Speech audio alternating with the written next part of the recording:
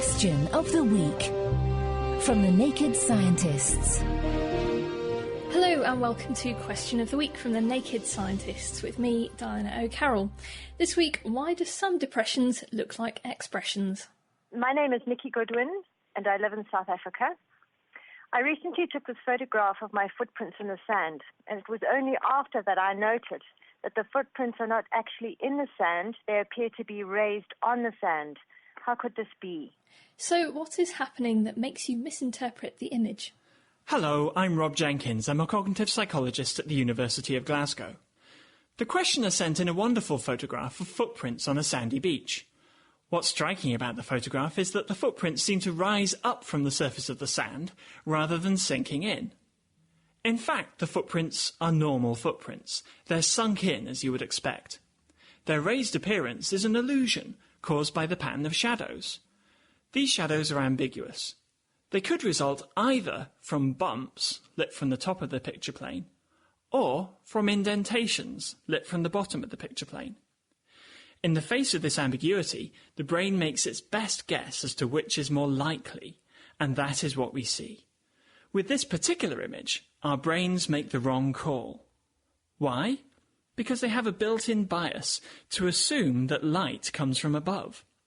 This is a sensible rule of thumb because sunlight generally does come from above.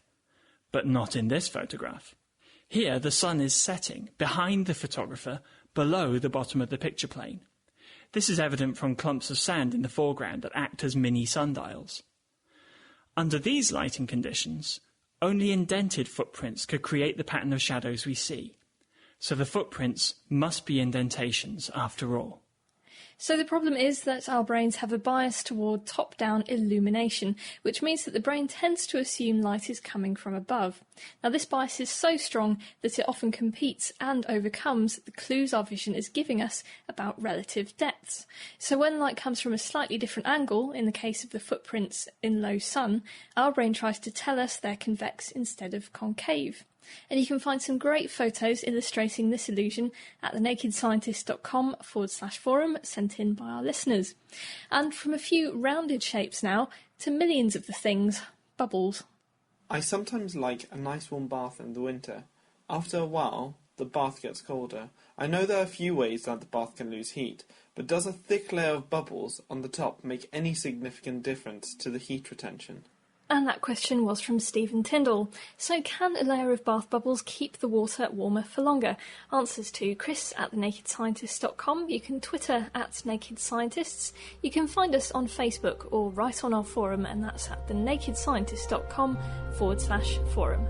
Question of the Week is part of the Naked Scientists podcast and supported by the Wellcome Trust and UK Fast.